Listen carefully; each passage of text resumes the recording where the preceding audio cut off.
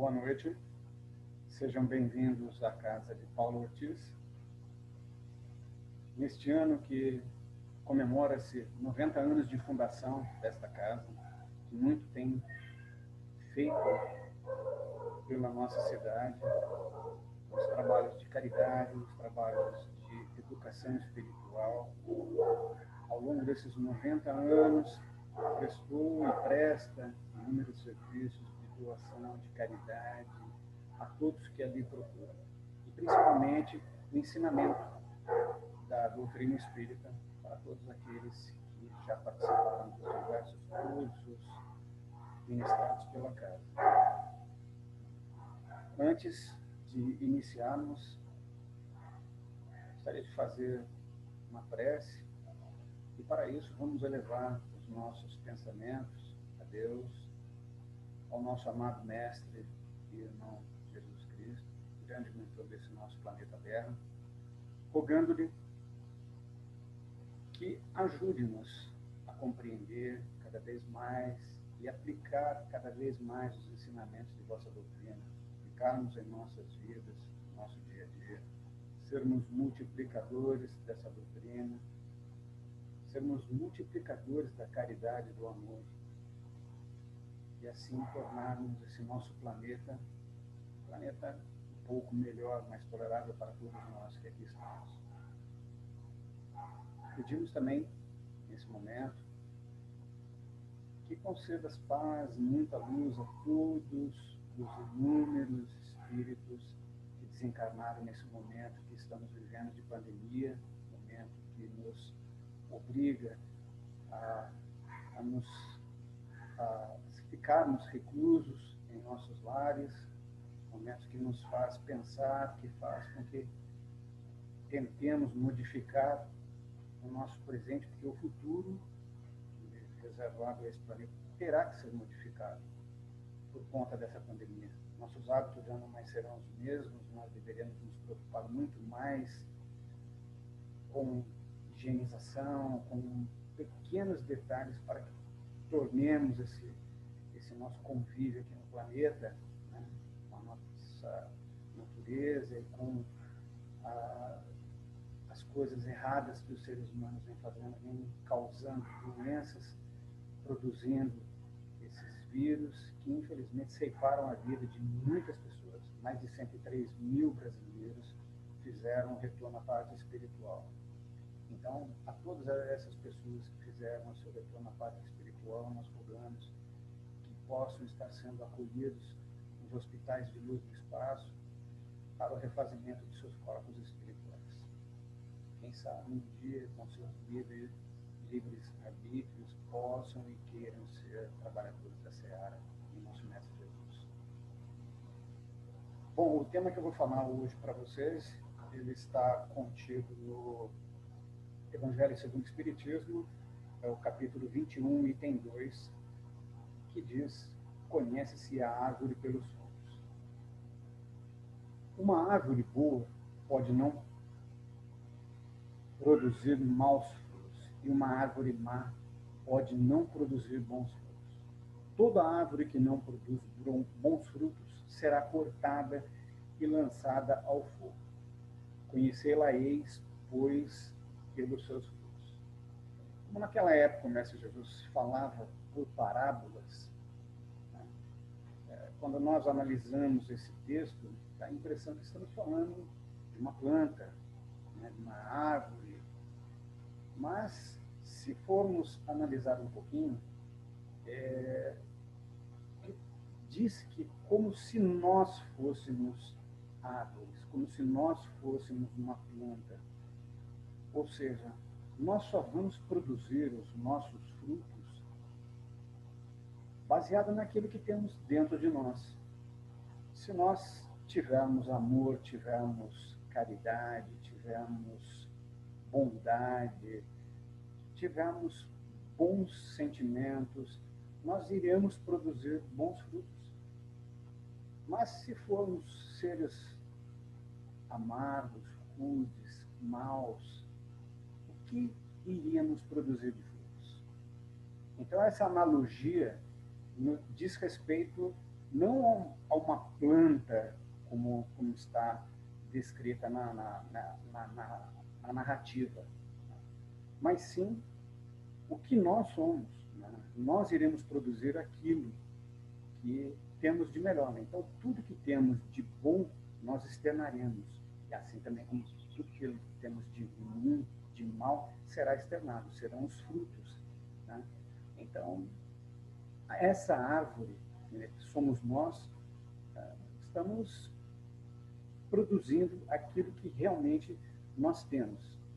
E ele também diz para nós nos guardarmos dos falsos profetas que vêm convosco cobertos em pele de ovelha, mas que por dentro são lobos. E também iremos conhecê-los pelos seus frutos. Né? Ele ainda ressalva, pergunta, né? Podem-se colher uvas dos espinheiros ou figos nas sarças? Né? Então, o que ele queria dizer com isso? Né? Falsos profetas. Né?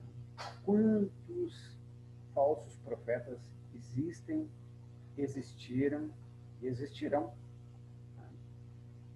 São aqueles que vão tirar proveito, muitas vezes, de seus conhecimentos, de seus ensinamentos, né, para atrair aqueles incautos, aquelas pessoas menos esclarecidas, ou pessoas que estão em um momento de dúvida, de fragilidade, com tristezas, mágoas demais, paixões que muitas vezes nos cercam a razão, e que, por algum motivo, são frágeis. Então, haverão aqueles falsos profetas, e isso a gente vê em todos os lugares. Né?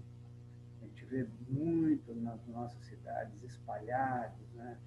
Alguns panfletos, não desmerecendo, né? Nem acusando ninguém, mas aquele, olha, eu trago a pessoa amada para você em X horas, eu vou aliviar a sua dor, né? Mediante um pagamento. Então, esses, na realidade, são falsos profetas, né? Por quê? Eles tentam seduzir a gente de algumas das maneiras, né? Muitas vezes são médiums, né, que estão utilizando a ferramenta da mediunidade para tirar proveito próprio. Né? Em nenhum momento, né, ele nos pediu algo em troca, mas existem sim esses lobos vestidos em peles de cordeiros. E, como ele diz, vão se levantar muitos profetas que tentarão seduzir muitas das pessoas, porque abundará a iniquidade, e a caridade de muitos esfriará. Mas aquele que perseverar até o fim se salvará. Muitas pessoas, elas acabam achando que, olha, fiz isso, não deu certo, eu procurei determinado local, mas será que isso é o correto? Né? Nós fazemos, né? Eu vou aplicar o meu recurso, vou tentar, e acaba, como não dá certo, e a grande maioria dessas vezes não dará certo, por esses caminhos, né, por esses, digamos assim, atalhos que a pessoa tenta buscar, ela não tenta se corrigir, ela não tenta se modificar espiritualmente, ela não tenta se melhorar, e ela vai em busca daquilo, ela está cega por aquelas paixões. Então, naquele momento, o que acontece? Ela muitas vezes perde a fé.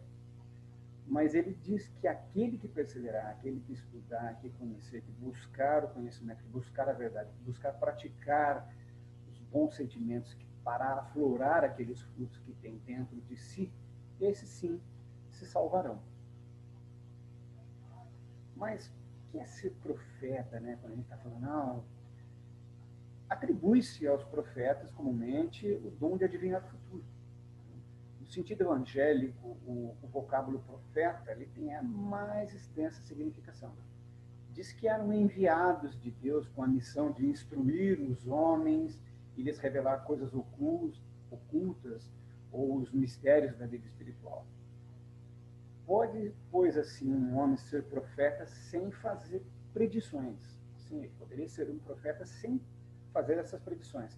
Entretanto, deu-se o caso de haver profetas que eles tinham a presciência do futuro, quer por intuição ou muitas vezes pela pela providencial revelação, a fim de transmitirem avisos aos homens. O que é dizer isso? Naquela época haviam, assim como até hoje, existem pessoas que elas podem vir a nos revelar alguma coisa, mas com a permissão superior.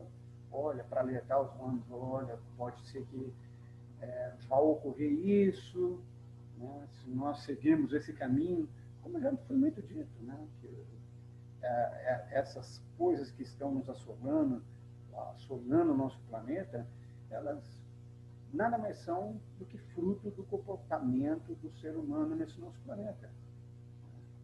Então, muitas vezes, o dom de predizer o futuro foi considerado por muitos um atributo na qualidade do profeta, né? Na Bíblia, Deus falava ao povo através desses profetas. E o que eram esses profetas? Eram médiuns. Médiuns, alguns videntes, outros que apenas ouviam. Então, o que quer dizer isso? Então, o que é ser profeta? O profeta era essa pessoa. Nada mais eram do que médiuns, e eram instrumentos utilizados pelo nosso mestre para que nós pudéssemos receber esses ensinamentos. E existem vários tipos de profetas, né? Existem aqueles encarnados, né? que são esses falsos cristos, os falsos profetas, né? Que muitos se levantarão e que farão grandes prodígios e coisas de espantar ao ponto de seduzirem. Para o ignorante, né, todo o fenômeno cuja causa lhe é desconhecida passa por sobrenatural, uma coisa maravilhosa, um milagre. Né? Uma vez encontrada a causa, reconhece-se esse fenômeno. Por muito extraordinário que ele pareça, nada mais é do que uma aplicação das leis da natureza. Assim, o círculo dos fatos sobrenaturais restringe à medida que a ciência se alarga.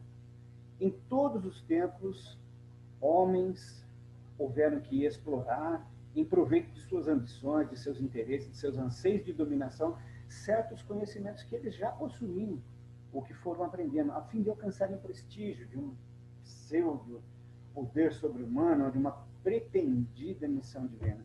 Então, aqueles ensinamentos, aquelas pesquisas científicas, muitas vezes, foram utilizadas para tirar proveito próprio, né? Não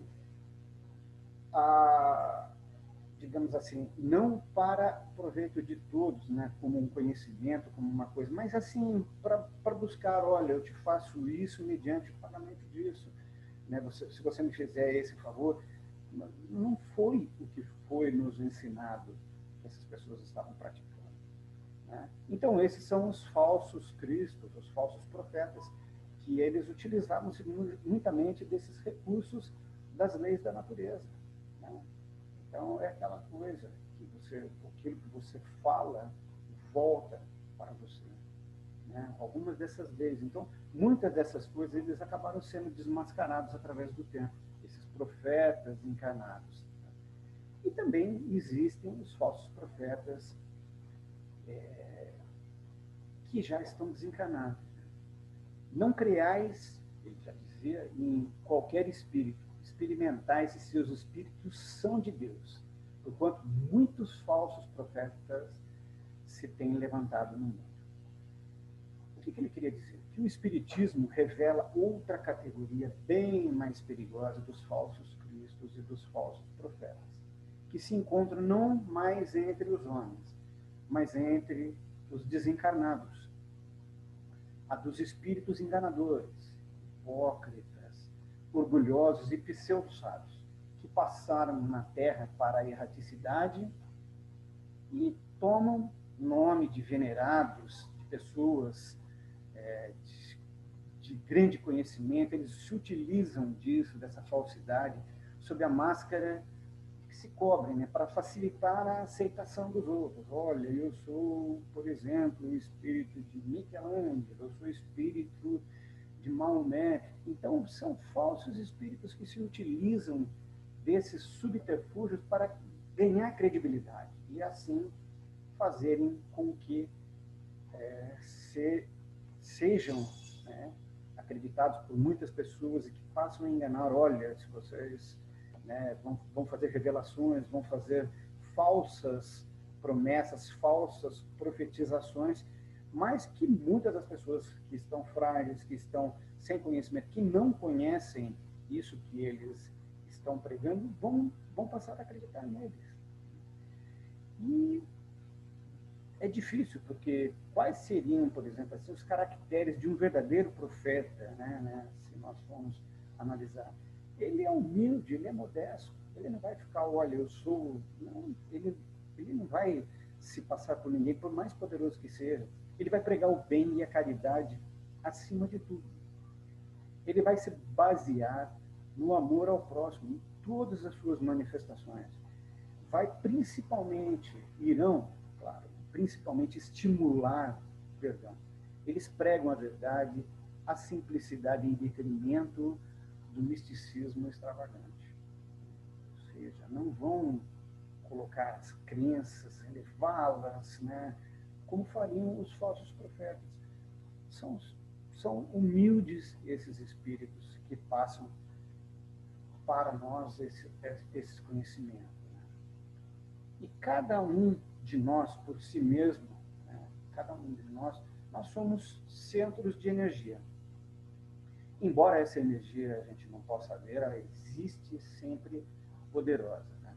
Hoje a ciência nos demonstra que todas as energias que emitimos atraem energias iguais, como se fosse a lei do retorno. Tudo aquilo que nós lançarmos ao vento retornará para nós.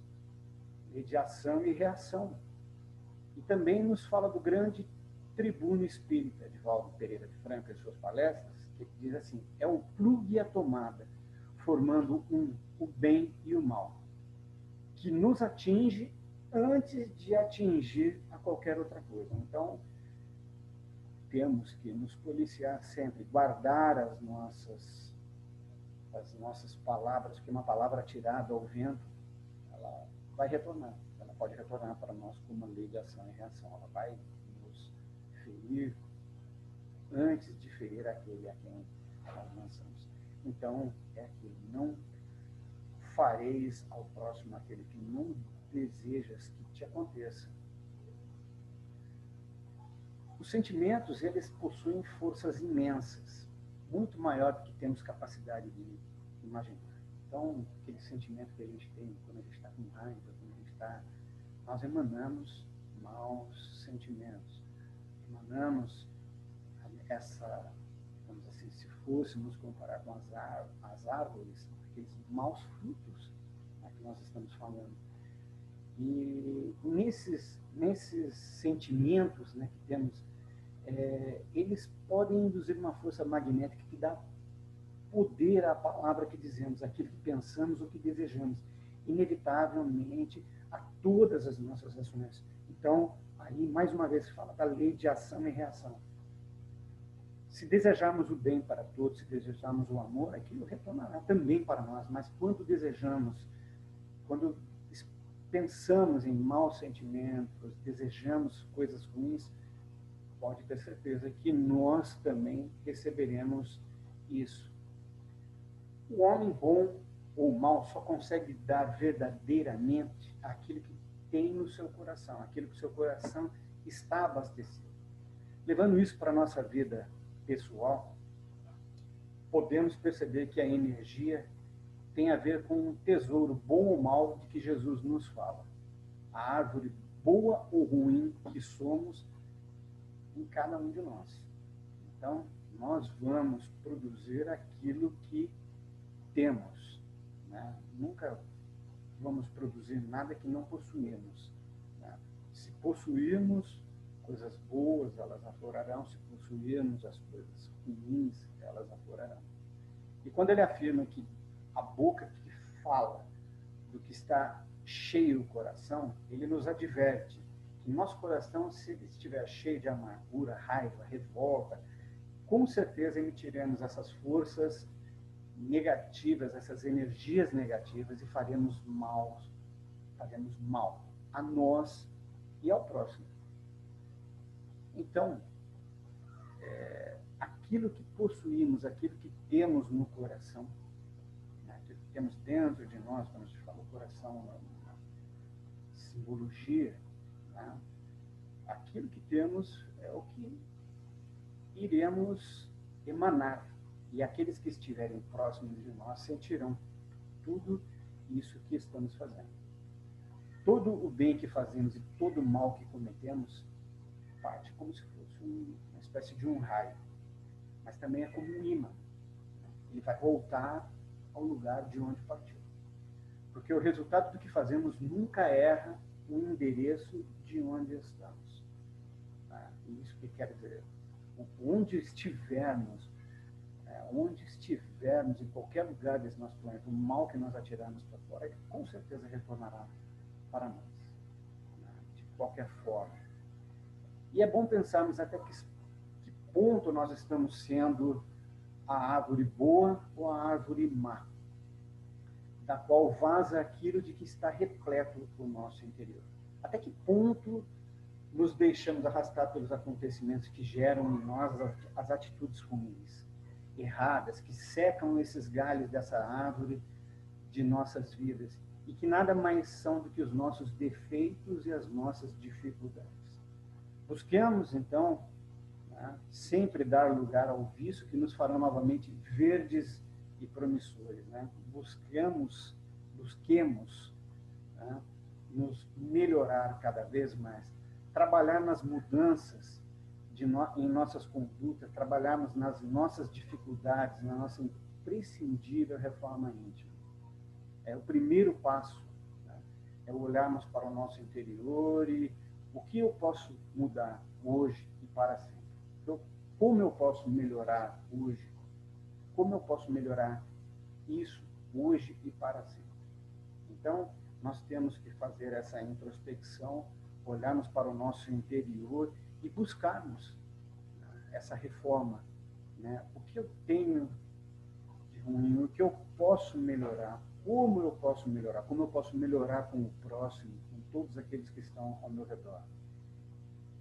Ninguém é uma árvore seca, e, entanto, todos nós lá temos os nossos galhos, que muitas vezes estão poucos e sólidos. Então, o que temos que fazer? Trabalhar para que esses nossos galhos, né, para que enfrentemos o desafio, pois na árvore da vida, cada um de nós existe o lado de luz e o lado de sombra. Quando a gente diz isso, basta um raio de sol para eliminar as sombras. O lado da luz reflete as nossas qualidades, a nossa maior ou a nossa menor conexão com Deus. A árvore viçosa que Jesus nos propõe a ser. O lado de sombra vai refletir as nossas imperfeições, os nossos defeitos, a árvore seca que precisamos transformar. E para sermos essa árvore frutífera, é preciso que creiamos, mas principalmente em nós mesmos. Que acima de tudo que creiamos em Deus. E Ele crê em nós. Então, se nós começarmos a melhorar, com certeza essa melhora virá para todos nós. Então, acima de tudo, que creiamos mais uma vez em Deus. Ele crê em nós.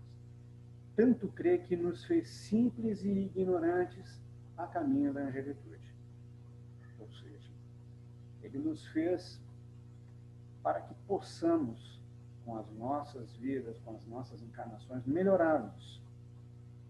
Não seremos sempre aqueles seres ignorantes, mas seremos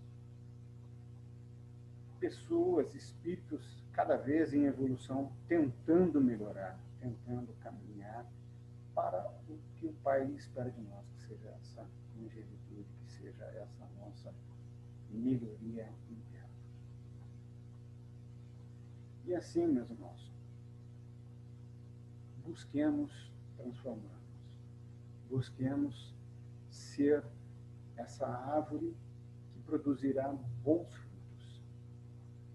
Busquemos ser aquela árvore que não tenhamos mais galhos secos. E tudo isso só vai iniciar a partir do momento que nós fizermos fizermos a nossa reforma íntima. Esse era o tema que eu tinha para falar para vocês. Espero que possa ajudar, assim como ajuda-me mais uma vez rever os conceitos e a gente ver onde a gente erra, onde a gente tem para melhorar.